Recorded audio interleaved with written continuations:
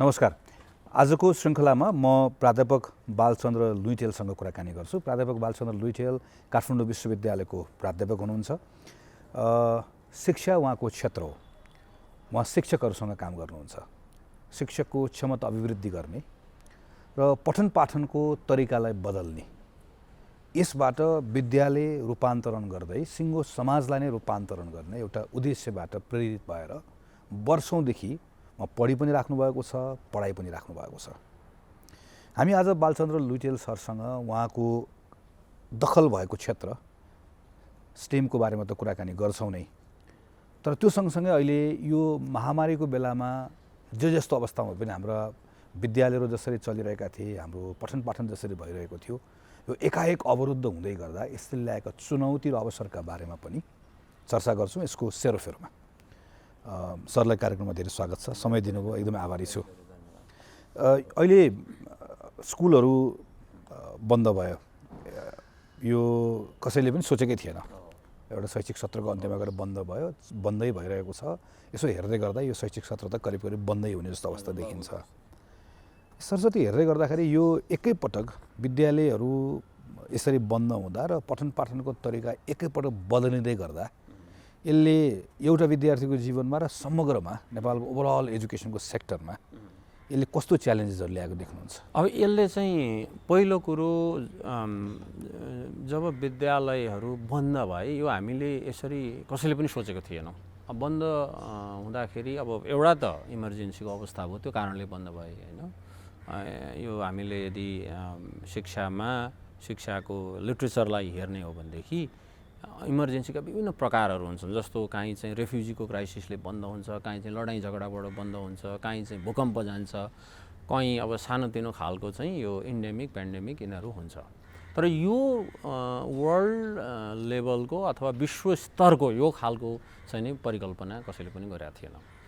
त त्यो सन्दर्भमा हामीले दुई तिनवटा कुरा हाम्रो जब ठ्याक्क बन्द भइसकेपछि ल के गर्ने, हाम्रो अब बच्चा बच्ची घरमा छन्, हाम्रो पाठ्यपुस्तक यस्तो छ, हाम्रो पाठ्यक्रम यस्तो छ, त्यतातिर चाहिँ अब हामी झल्यास्स भयौँ, सबै सिस्टमै झल्यास्स भयो। किन भन्दाखेरि सिस्टमलाई पनि 3-4 महिना लाग्यो के गर्ने भनेर। जस्तो सिस्टम भन्दा मैले शिक्षा मन्त्रालयको कुरा गरेँ, मैले आलोचना गरेँ होइन, किनभने सायद जो भएको भए पनि त्यस्तै हुन्थ्यो होला।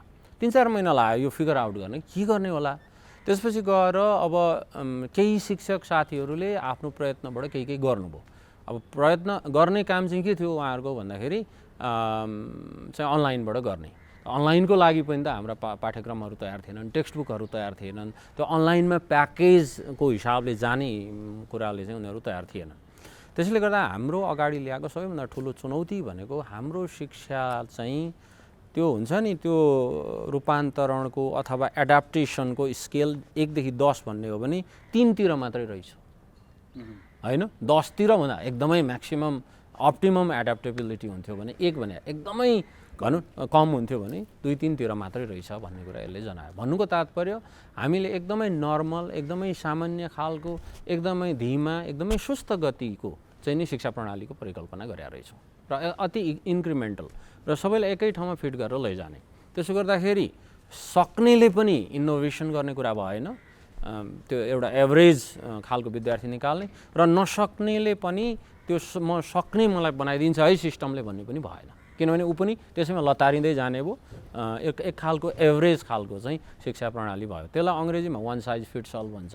त्यो वान साइज फिट्स अल भएको कारणले गर्दाखेरि अब यो महामारी तपाईँको अरू खालका इमर्जेन्सीहरूमा यो एडाप्ट गर्न सक्ने खालको पनि भएन, किनभने हाम्रो करिकुलम पनि ठ्याक्क के इमेजिन गरेका छौँ भने कक्षा कोठामा विद्यार्थी हुन्छन्, रो र कोलममा बस्छन्, अनि अगाडि गएर शिक्षकले गएर चाहिँ भाषण गर्छन्, अनि विद्यार्थीले सुन्छन्। त्यो भाषण कति बुझेनन्, के भयो कसो भयो, दोहोरो कुराकानी हुने खालको करिकुलम पनि हुँदो रहेनछ।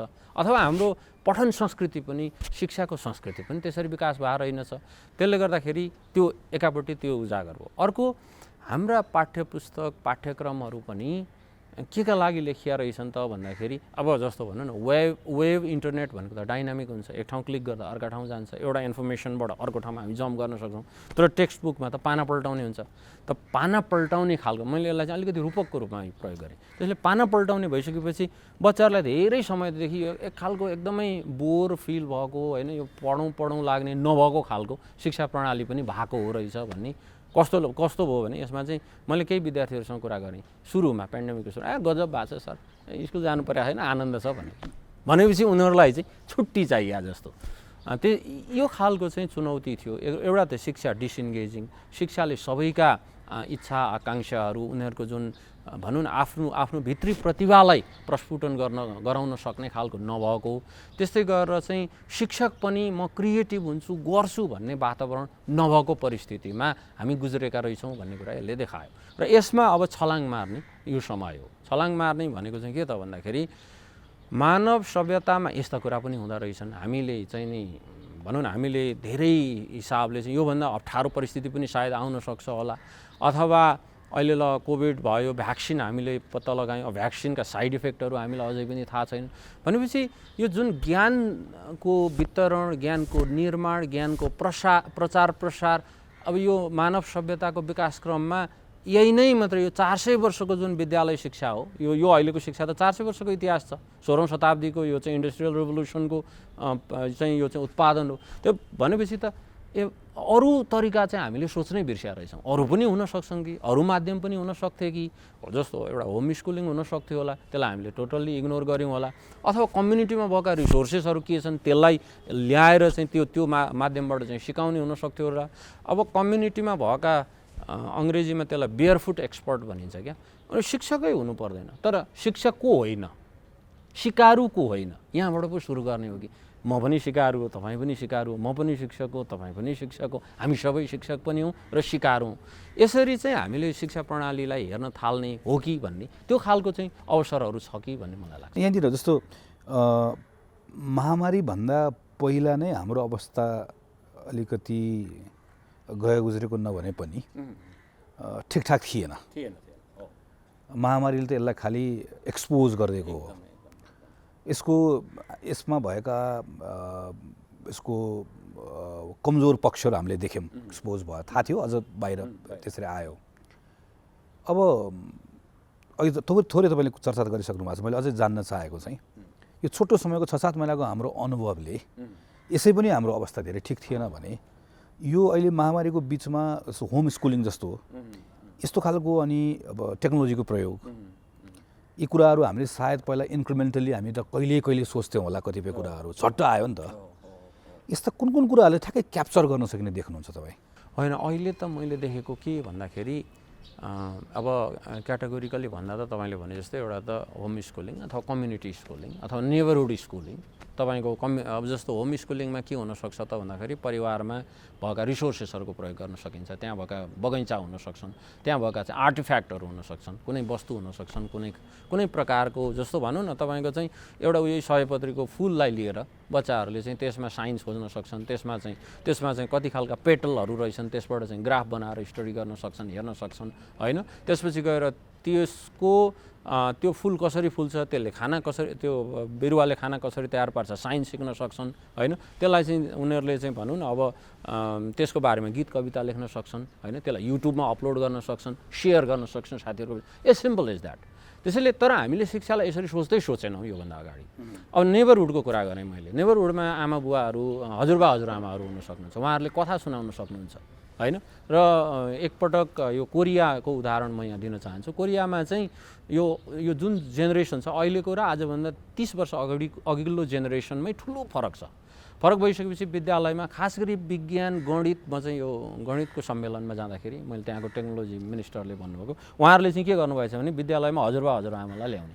र अघिल्लो जेनेरेसनमा के थियो, कस्ता दुःख कष्ट थिए, उहाँहरूले जोड घटाउ कसरी गर्नुहुन्थ्यो भनेपछि त्यो के हो त भन्दाखेरि त्यो नलेज भन्ने कुरा चाहिँ टेक्स्टमा मात्रै बिए एमए पिएचडी गरेकासँग मात्रै नलेज हुन्छ भन्ने कुरै रङ भयो। त्यो कुरालाई नै हामीले चाहिँ ठिक मान्नु भएन क्या। त्यसले हाम्रो नेबरहुडमा, हाम्रो कम्युनिटीमा, हाम्रो होममा मात्रै भएन, घरमा मात्रै भएन, हाम्रो छरछिमेकमा र हाम्रो सानो कम्युनिटीमा त्यो ठाउँमा चाहिँ भएका यी खालका रिसोर्सेसहरूलाई जोड्नु पऱ्यो। त्यहाँबाट चाहिँ ज्ञान, अब ज्ञान फेरि इन्फर्मेसन डिसिमिनेट होइन नि त, ज्ञान त निर्माण पो हुन्छ त।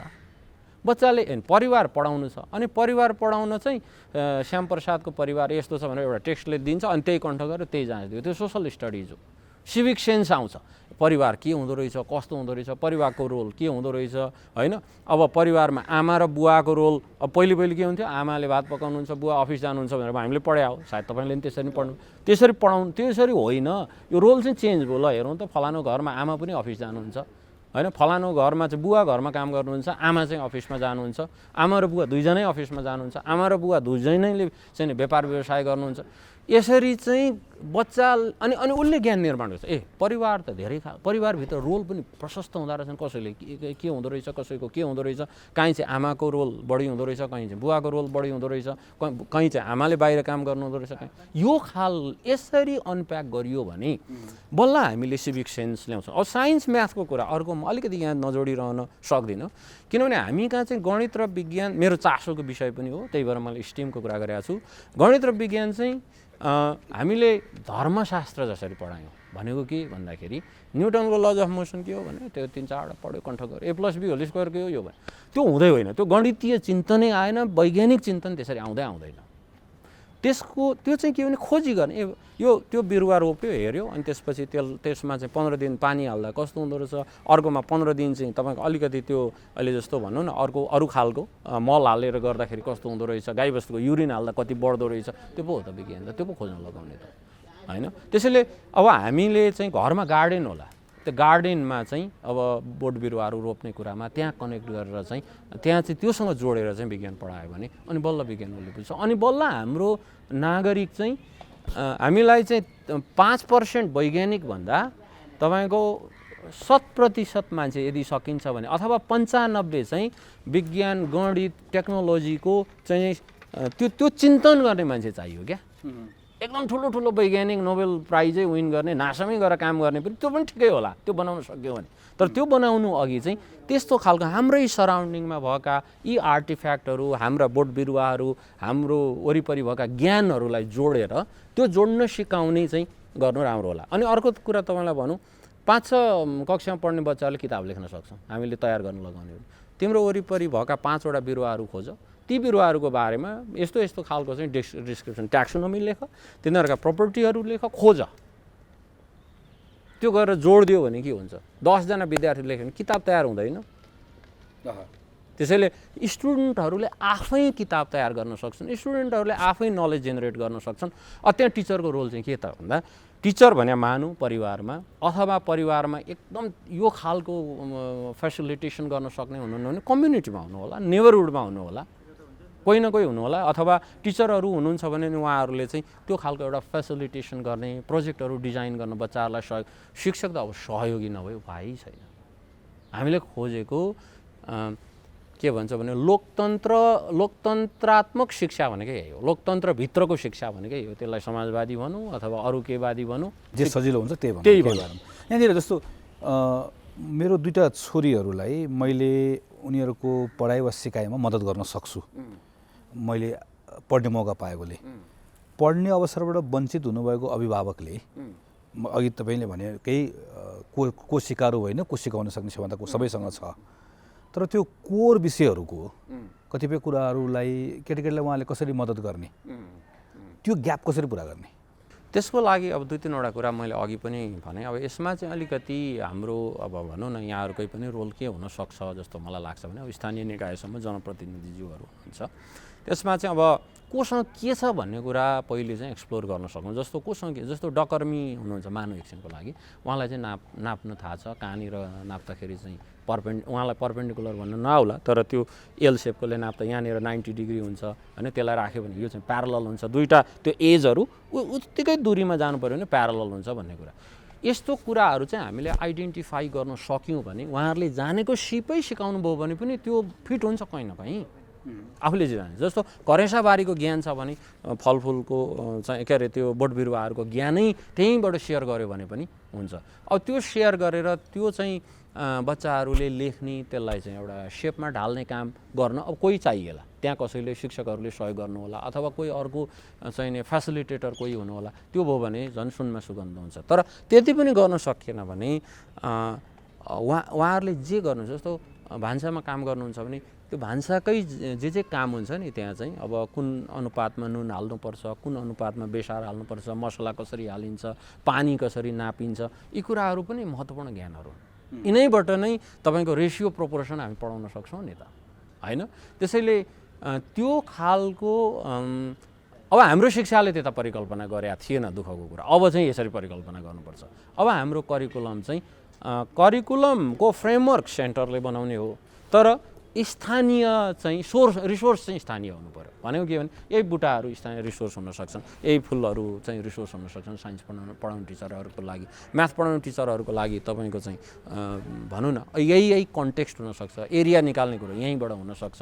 यसरी चाहिँ हामीले सोच्यौँ भनेदेखि अब यो जुन पोस्ट कोभिड हो त्यो पोस्ट कोभिडलाई त्यसरी हामीले चाहिँ प्लान गर्न सक्छौँ। त्यही बेलामा यो यस्तो कम्युनिटीहरू जुन कम्युनिटीमा अहिले भइरहेको अभिभावकहरूले वैकल्पिक माध्यमबाट जुन पठन पाठन भइरहेको छ त्यहाँ पहुँच उहाँहरूलाई गाह्रो भइरहेको अभिभावक हुनुभएको कम्युनिटीहरू छ।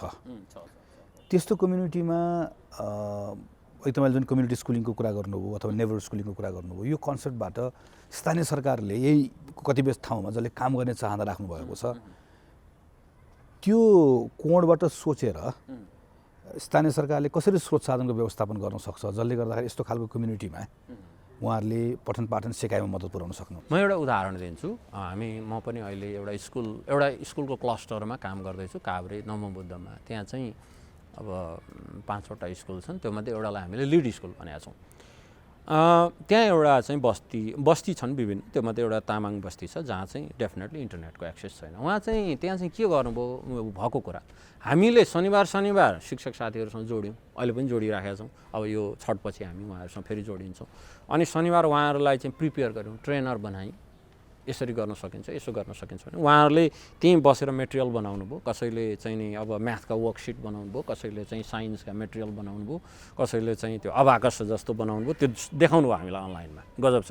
त्यही चाहिँ उहाँहरूले अनि टोलमा गएर चाहिँ नि बच्चाहरूसँग छलफल गर्नुभयो। जस्तो भनौँ न अब सोसल डिस्टेन्स मेन्टेन गर्दै 3-4 मिटरको मेन्टेन गर्दै घरमा जाने गर्ने अनि बाबुआमासँग नि कुरा गर्ने। यसरी तपाईँले हेल्प गर्न सक्नुहुन्छ। तपाईँ ठिक छ, तपाईँ विद्यालय जानु भएन, तर कमसेकम सोधिदिनुहोस्, फलोअप गरिदिनुहोस्, मैले यो काम दिएको छु।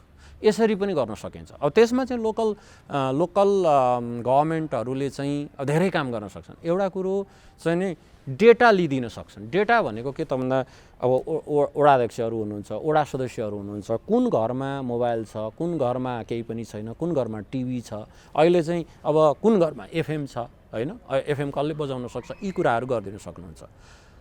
अब मैले त के हो भने फेरि पास्टतिर फर्केको कुरो हुनसक्छ। 2013 को आइसिटी पोलिसी जुन थियो त्यो चाहिँ अटर फेलर भयो। त्यो भए धेरैजसो सरकारी विद्यालयहरू चाहिँ नि अहिले नेटमा जोडिया हुन्थे। त्यसो गर्दा के हुन सक्थ्यो भने कमसेकम टिचरहरू त्यहाँ भेला हुनुहुन्थ्यो र उहाँहरूले चाहिँ कम्युनिटीमा जाने, मेटेरियल त्यहाँ तयार गर्ने, किनभने त्यो चाहिँ सेन्टरको हबसँग जोडिन्थ्यो। सेन्टरको हबसँग जोडिनु भन्दा जस्तो हामी जस्ता मान्छेसँग उहाँहरूको सिधै एक्सेस हुन्थ्यो। त्यो अहिले नभएको कारणले अहिले हामीसँग लगभग 1200 स्कुलसँग मात्रै इन्टरनेट छ भने अस्ति मैले डेटा पाएको थिएँ। अब कति त्यो रिलायबल डेटा हो थाहा छैन। त्यो भनेको एकदमै पुवर सो हो। त्यसले गर्दाखेरि अब मलाई जहाँसम्म लाग्छ स्थानीय निकायसँग डेटा चाहियो त्यो मानेमा चाहिँ। जस्तो नेबरहुडमा चाहिँ नि एउटा नेबरहुड छ मानौँ, नेबरहुड नर्मल्ली 10-15 घरको हुन्छ। 10-15 घरको जस्तो यो यति वरिपरिको चाहिँ यो चाहिँ नेबरहुड हो। अब यहाँ कोसँग के रिसोर्स छ भन्ने कुरो चाहिँ थाहा पाउनुपर्छ। अनि त्यो आधारमा कसले चाहिँ कथा भनिदिन सक्छ होला। अब कसैले चाहिँ तपाईँको होइन अब पुराना घटनाहरू सुनाइदिन सक्छ, जस्तो बाढी पहिरोका कुराहरू सुनाइदिन सक्छ। त्यो चाहिँ हिस्ट्रीसँग उनीहरूले कनेक्ट गर्छन्, सोसल स्टडीसँग कनेक्ट गर्न सक्छन्। त्यस्तै गरेर अर्को कोहीसँग होला, कोही चाहिँ त्यही मेडिकल डाक्टर पनि हुनु होला, उहाँले पनि सर्टन कुरा कन्ट्रिब्युट गर्नु होला। त्यसैले त्यो हिसाबले हामीले आफ्नो कन्स्टिट्युन्सीलाई प्लान गऱ्यौँ। सरले भन्दा मैले ठ्याक्कै सम्झिरहेको जस्तो मेरै आफ्नो निर्वाचन क्षेत्रमा उपभोक्ता समिति हुन्छ। उपभोक्ता समितिले आफ्नो टोलमा 15-20 घर छ हामीलाई खानेपानीको समस्या भयो भन्ने आइडेन्टिफाई गर्छ। कसका कत्रो पानी ट्याङ्की छ डेटाको कुरा गर्दा, कसको धारामा पानी आउँछ कसकोमा आउँदैन सबै थाहा हुन्छ भनेको डेटा कसरी लिने उहाँहरूलाई थाहा छ। त्यसपछि यसको लागि स्रोत जुटाउनको लागि कहाँ जाने त? वडामा जाने, सङ्घको सांसद कहाँ जाने, त्यो आएपछि कसरी गर्ने सबै थाहा छ। भनेपछि यो खानेपानीको कुरा चाहिँ उपभोक्ताले as a community as a neighbourhood सोच्दो रहेछ। तर कहिले पनि यो नेबरहुडमा त्यहाँ कहीँ 5 कक्षा पढ्ने बच्चा छन्, कहीँ 10 पढ्ने बच्चा छन्, कोही पढिसकेका छन्, तर यो नेबरहुडको पढाउने रिसोर्स कति छ, सिक्नुपर्ने कुरा के छ, यसरी चाहिँ न हामीले सोच्न प्रेरित गरेका हुँदो रहेछौँ न तल सोचिराखेको हुँदो रहेछ। नभए अब खानेपानीकोदेखि लिएर बाटोघाटोको अरू सबैको त हामी देखि नै रहेछौँ नि। तपाईँले देशैभरि काम गर्दाखेरि किन यस्तो यो अरू खानेपानी अथवा अहिले मैले भने जस्तो बाटोघाटो यी सबै कुरा चाहिँ यो एक प्रकारको मेरो अधिकार हो, हामी सामूहिक रूपमा पनि काम गर्नुपर्छ भन्ने सोच आएको, एजुकेसनको पनि विद्यालय बनाउने कुरामा आउँछ, फेरि बिल्डिङ राम्रो बनाउने कुरामा आउँछ। तर हामी यही नेबरहुड बसेर पनि यो कुरा गर्न सकिन्छ भन्ने कुरा चाहिँ हामीले यसलाई छलफलै नगरेर हो कि किन यस्तो भएको? यस्तो भयो हामीले जस्तो भनौँ यहाँले एकदमै मेरो मनको कुरा उठाउनु भयो। किनभने मैले अस्ति पनि यही विषयमा एउटा शिक्षकहरूको समूहसँग कुराकानी गर्दाखेरि उहाँहरूले एकदमै रियलाइज गर्नुभयो हाम्रो के हुँदो रहेछ भने यो इन्टेन्जिबल जुन छ नि, अब देखिने कुरामा गजबले जाँदो रहेछ, यो चाहिँ इन्टेन्जिबल भयो, देखिँदैन। अब शिक्षा कसले कति पढ्यो, 10 वर्ष स्कुल गयो केही आएको छैन, मान्छेलाई सोच्नै नि होइन, 20औं वर्ष पढ्यो केही भएको छैन। यसरी हाम्रो समाज चाहिँ अलिकति चाँडै बेनिफिट खोज्नेमा गएको हो कि पहिले पनि अब मैले सम्झिँदाखेरि म पढेको विद्यालयमा मैले सम्झिन्छु, म स्कुल पढ्दाखेरि त्यो भनेको पञ्चायतकालकै बेला थियो, त्यतिखेर यो पढाइ हाम्रो राम्रो भएन अथवा के भयो विद्यालयलाई खर्च पुगेन भनेर अभिभावकहरूले पैसा चन्दा उठाउनु भएको थियो। पढाइ राम्रो भएन, शिक्षक पाइएन। कस्तो भन्दा विज्ञान र गणित पढाउने शिक्षकलाई हामीले राख्न सक्दैनौँ। त्योतिको पनि ओरिएन्टेसन अहिले भएन, समस्या यहाँनिर भयो। त्यसैले यो चाहिँ हाम्रा मान्यता अनि अलिकति बढी के भयो भन्दाखेरि शिक्षालाई ज्ञान निर्माणसँग जोडिने हो। हामीले ज्ञान दिनेसँग बढी गऱ्यौँ। दिने भनेपछि त दिने त ठुलै मान्छे चाहियो, हामी जस्तालाई कहाँ सक्छौँ र भन्ने खालको त्यो हीन भावना भयो कम्युनिटीमा होइन। किनभने हामीले जुन स्कुलमा काम गऱ्यौँ त्यहाँ चाहिँ प्यारेन्टहरूको भेला गऱ्यौँ सुरुमा, तपाईँलाई कस्तो भइराखेको छ त के छ भन्दाखेरि सरकारी पैसा खाएर शिक्षक भनेकै यही हो, उहाँहरू आउनुहुन्छ हामीले किन चासो राख्नु पर्यो भनाइ नै यही हो। अनि होइन यस्तो हो तपाईँहरू गर्नुपर्छ भनेर हाम्रो एउटा रिसर्चरले लगभग 3-4 महिना गाउँ नै घुम्नुभयो कि विद्यालय भने यस्तो तपाईँहरूको दायित्व यो हो, कानुनले यो व्यवस्था गरेको छ, तपाईँहरू जानुहोस्, यस्तो त्यहाँ चाहिँ शिक्षकसँग प्रश्न सोध्न पाउनुहुन्छ तपाईँले, तपाईँको बच्चाको पढाइ ठिक छ कि छैन भने 3 महिनापछि मिटिङ बोलाउँदा त्यहाँ चाहिँ 4-5 जना आउने अभिभावक बल्ल त्यो बुझाइसकेपछि चाहिँ अनि अलिकति 30-40 जना चाहिँ भेला हुन थाल्नुभयो। भन्नुको तात्पर्य के त भन्दाखेरि हाम्रो जुन तपाईँले भने एकदम ठिक, समुदायले खानेपानी खोज्छ यो खोज्छ, तर हामी कहाँ ज्ञान कति छ त हाम्रो समुदायमा, कति चाहिँ ज्ञान छ त? ज्ञान भनेको त कार्पेन्टर छ, एउटा डाक्टर छ, अनि पुराना रामायण महाभारत पढे हजुरबा हजुरआमा हुनुहुन्छ होइन, पुराण भन्ने पण्डित हुनुहुन्छ होला होइन, अनि त्यस्तै गरेर तपाईँको चाहिँ नि त्यो के बुन्ने हुन्छ नि, यो ढाकीसाकी बुन्नेहरू पनि हुनुहुन्छ होला होइन। त्यसैले यी त ज्ञान हुन् नि त हाम्रा जस्तो थाङ्गा पेन्टिङ गर्ने हुनुहुन्छ होला, त्यो ठुलो ज्ञान हो। थाङ्गा पेन्टिङ चाहिँ अब तपाईँको के हो भने त्यो चाहिँ अब हाम्रो कल्चरसँग जोडिया छ होइन, अब त्यो बिक्री पनि हुन्छ धेरैमा, तर त्यो ज्ञान पनि हो नि त, त्योभित्र त महत्त्वपूर्ण ज्ञान छ। पेन्टिङ कसरी हुन्छ, आर्ट कसरी त्यहाँ मेनिफेस्ट हुन्छ भन्ने छ, त्यहाँभित्र साइन्स छ, म्याथ्स छ, खोज्ने भने त्यसलाई चाहिँ तपाईँको चाहिँ अब कम्प्युटरमा लगेर हेर्ने हो भने टेसिलेसन पनि त्यहाँबाट पढाउन सकिन्छ, कस्तो चाहिँ नि त्यो कस्तो खालको फरक कलरमा कस्तो प्याटर्नमा बनिएको छ भने त्यो पनि त ज्ञान हो नि त। त्यसैले हामीले यसमा हाम्रो पनि दोष छ गगनजी। कसरी दोष छ भन्दाखेरि हामी पढे लेखेका मान्छेले एउटा शब्द छ, त्यो शब्द भनेको चाहिँ कम्प्राडोर इन्टेलिजेन्सिया, फ्रेन्च फ्यानन भन्ने एकजना विद्वानले यो चाहिँ नि के भन्नुभयो उहाँले भन्दाखेरि यो हामी जो एकदमै आधुनिक शिक्षा प्राप्त गऱ्यौँ हामीले कम्युनिटीतिर फर्केर हेरेनौँ। हामीले के बुझ्यौँ भने मैले म्याथ पढेँ, मैले अस्ट्रेलिया गएर पढेँ, अस्ट्रेलियाको लिट्रेचर पढेँ होला, अमेरिकाको पढेँ, युरोप, किनभने यहाँको त एक्सेसै छ। यहाँको त कसैले ध्यानै दिँदैन हाम्रो लिट्रेचरलाई, हामी कहाँ के नलेज छ भन्ने कुरालाई कसैले खोज्दैन। त्यसैले गर्दाखेरि त्यो जुन शिक्षामा आधुनिकीकरण गर्नु भनेको चाहिँ सबै कुरा बाहिरबाट ल्याउनु हो, सबै कुरा जान्ने मान्छेले नजान्नेलाई सिकाउने हो। यो जुन डाइकोटोमी बन्यो, अनि यसले चाहिँ हाम्रो शिक्षा एक हिसाबले भन्ने हो भने अब नोवेयर जस्तो भयो। करिकुलम बनाउने केन्द्र हुन्छ, शिक्षकले त्यसलाई प्रयोग गर्छ, शिक्षकको करिकुलममा इनपुटको कुरा खासै महत्त्वको हुँदैन, अथवा मैले किन दिने, अर्कै हो बनाइदिने।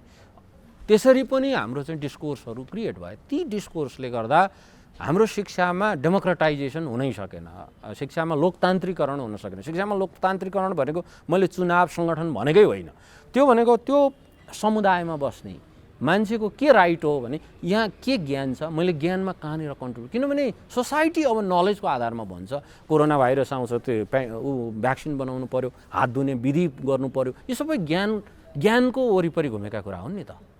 ज्ञानमा आधारित समाज बनाउने हो भने त हामीले विज्ञान प्रविधिलाई त ह्युमनाइज गर्नु पऱ्यो। ह्युमनाइज गर्नु भने के भने त्यही समुदायमा हुनु पऱ्यो, त्यही गाउँमा हुनु पऱ्यो, त्यही ठाउँमा हुनु पऱ्यो, तपाईँको कन्स्टिट्युएन्सीमा हुनु पऱ्यो, अर्कोको कन्स्टिट्युएन्सीमा हुनु पऱ्यो। र त्यो कन्स्टिट्युएन्सीमा त्यहाँ चाहिँ फेरि म एकजना विद्वानलाई कोट गरेँ, एउटा चाहिँ आइडियल एउटा पब्लिक स्फेयर हुनु पऱ्यो, जुन पब्लिक स्फेयरमा मान्छे आउँछन्, आफ्ना कुरा गर्छन्, मसँग यो मैले यो जानेको छु, म यो कन्ट्रिब्युट गर्न सक्छु, मैले जाने ज्ञान यो हो, उसले कन्टेस्ट गरोस् न। कार्पेन्टरको ज्ञान पनि त्यत्तिकै इम्पोर्टेन्ट छ जति एउटा चाहिँ एमबिबिएस वालाको ज्ञान हो। यो कुरा जबसम्म हामी आउँदैनौँ, हामीले त्यो अर्को खालको चाहिँ समता र समानताको कुरा हो यो चाहिँ त्यतिखेर चाहिँ। त्यसले यो गर्नुको लागि हाम्रो जुन एजुकेसनको फ्रेमवर्क छ, एजुकेसनको हाम्रो कल्चर छ, त्यसको संस्कृति छ, पढाउने कुरा छ, यी सबै कुरालाई डिकन्स्ट्रक्ट एकपल्ट नगरी हुँदैन हो। अब हाम्रो चाहिँ गुरु शिष्य परम्परा त राम्रो हो, तर गुरु भनेको चाहिँ व्यक्ति होइन, फेरि गुरु भनेको त्यो लाइट हो, तत्त्व हो, तर हामीले त्यसलाई व्यक्तिमा जोडिदिउँ, अनि त्यो गुरु भने सधैँ ठुलो हुने भयो, अनकन्टेस्टेड हुने भयो, त्यही पढेको मान्छे सधैँ अनकन्टेस्टेड हुने हो। त्यही भएर हामीले कम्युनिटीतिर फर्किन भ्याएन। म अलिकति अब यो स्टिमको बारेमा कुराकानी गर्छु। यसलाई अझै सरल ढङ्गले बुझाउनु पर्दाखेरि कसरी बुझाउनुहुन्छ यसलाई? यस्तो छ, के छ भन्दा स्टिममा चाहिँ अब यसको नेपालीकरण गर्न गाह्रो भएकोले हामी स्टिम भन्छौँ। स्टिम भनेको चाहिँ विज्ञान, अब त्यसपछि गएर प्रविधि, त्यसदेखि पछि गएर चाहिँ यो इन्जिनियरिङ भयो, त्यसदेखि पछि गएर गणित, त्यति भयो भने एउटा प्याकेज बन्छ। त्यो भित्र चाहिँ कला पनि थपिदिएका छौँ हामीले। त्यसको अर्थ भनेको के हो त भन्दाखेरि आर्ट्स थपिदिएका छौँ।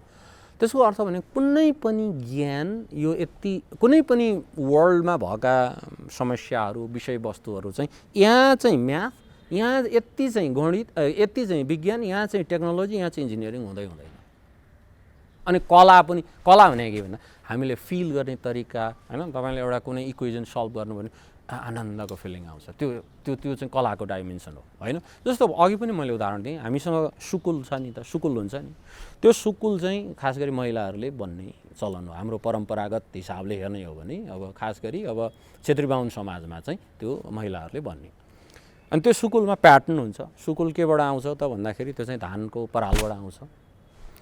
त्यो सुकुल कक्षामा लगेर शिक्षकले लगेर अब यसमा कस्तो त्यो चाहिँ के हो त भन्दाखेरि त्यो सुकुलको जुन ज्ञान हो त्यो माध्यम मात्रै हो। Science, technology, engineering, mathematics, arts चाहिँ माध्यम मात्रै हो। तर उसले के गर्दैन, त्यो समुदाय पढ्दैछ, त्यहाँका मूल्य मान्यता पढ्दैछ, त्यसको वैज्ञानिक पक्ष पढ्दैछ, त्यसको गणितीय पक्ष पढ्दैछ, होइन। त्यसरी चाहिँ उसले के गर्न सक्छ त भन्दा सुकुलको माध्यमबाट उसले चाहिँ त्यहाँ प्याटर्न छन्, त्यो प्याटर्नबाट गणित सिकाउन सक्छ। त्यो के भन्दाखेरि धानबारी कहाँ हुन्छ, धान हुनलाई कस्तो कस्तो चाहिन्छ, विज्ञानपट्टि त्यता जान सक्छ। त्यो सुकुललाई अलिकति अहिले अब त बच्चाहरूले डिजाइन गर्छन्, होइन। अब यो चाहिँ जस्तो हाम्रो कारखानामा साथीहरूले गरिरहनु भएको छ, अब हाम्रै पनि स्कुल अफ एजुकेसनमा हामीसँग पढ्ने साथीहरू हुनुहुन्छ टेक्नोलोजी, उहाँहरूले चाहिँ भएको कुरालाई राम्रोसँग कसरी डिजाइन गर्न सकिन्छ, त्यही सुकुलको जुन प्याटर्न छ त्यसलाई चाहिँ गजबले नयाँ बनाउन सक्नुहुन्छ। अनि त्यसदेखि पछि गएर चाहिँ भनौँ न अब टेक्नोलोजीको प्रयोग त्यसरी भयो, कम्प्युटरहरू युज गर्न सक्नुहुन्छ।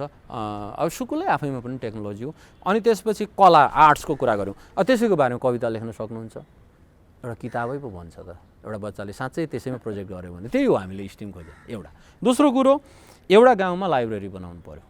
9 कक्षाका बच्चाहरूलाई लौ न बाबु हो तिमीहरू यहाँ चाहिँ 60-70 घरधुरी छन्, लजाउ त यो 60-70 घरधुरीमा कस्ता कस्ता किताबहरू छन्, उहाँहरूलाई पढ्नुको के मन पर्दो रहेछ, यसो सर्वे गरेर ल्याइदेऊ न त। अनि ती बच्चाहरू गए, सर्वे गरेँ। सर्वे गर्दाखेरि तपाईँको के अब्जर्भेसन स्किल चाहिन्छ, त्यो साइन्सबाट आउँछ। त्यसपछि गएर सर्वे बनाउनु पऱ्यो होइन, त्यो चाहिँ अब म्याथ्स आउने भइगयो। त्यसबाट चाहिँ स्ट्याटिस्टिक्स जेनेरेट हुने भयो। त्यसपछि त्यसलाई बार ग्राफ चार्ट ग्राफमा बनाउनुहुन्छ।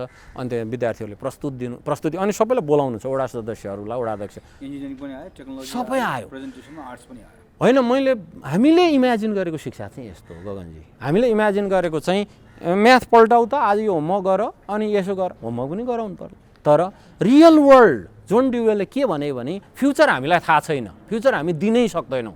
अहिले हामीले के गर्यौँ भने म्याथ पढायौँ, यही हो तेरो फ्युचर भन्यो, साइन्स पढायौँ, यही हो फ्युचर भन्यो, तर फ्युचर कसैलाई पनि थाहा छैन र थाहा पनि हुँदैन। तर फ्युचर के चाहिँ हो भने हामीले बच्चाहरूलाई फ्युचर क्रिएट गर्न सक्ने चाहिँ बनाउँछौँ। मलाई मेरो भोलिको थाहा छैन नि त, मैले त क्रिएट गर्न सक्ने। क्रिएट गर्नु भनेको के हो भने जस्तो हामीले स्टिमको कुरा गऱ्यौँ शिक्षकहरूसँग, अब कतिपय जस्तो कारखानाको साथीहरूले काम गरिरहनु भएको थियो, अरू एक दुईवटा स्कुलहरूले पनि थिए, हामीले त्यसमा फ्युचर देख्यौँ। हामी 8-10 वर्षदेखि त्यसमा काम गरिरहेका छौँ। यो फ्युचर क्रिएट गर्ने हो।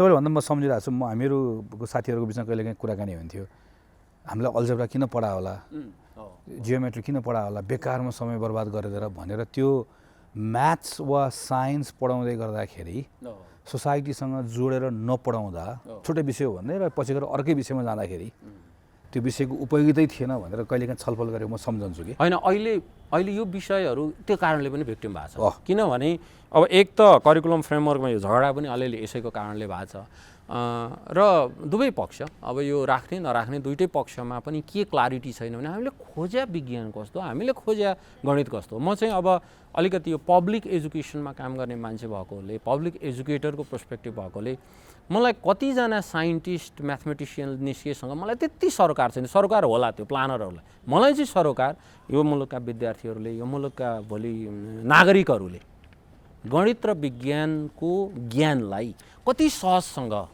एक्सेस गर्न सके। तपाईँ आज बिमामा गर्नु पर्यो, गणितको ज्ञान चाहियो। ब्याङ्कले कति ब्याज चार्ज गरिराखेको छ चाहियो होइन। मेरो जग्गाको मूल्य, घरको चाहिँ डिप्रिसिएसन कति हुन्छ होला चाहियो। अनि अब यी घटनाहरू परिघटनाहरू भइराखेका छन्, यसमा चाहिँ विज्ञानको कुरो चाहियो। अहिले भनौँ न नेचरले कम्युनिकेसन भन्ने एउटा, नेचर भन्ने जर्नलमा कम्युनिकेसन हुन्छ, त्यो मैले जसले पढे पनि हुन्छ, बेसिक साइन्टिफिक लिट्रेसी।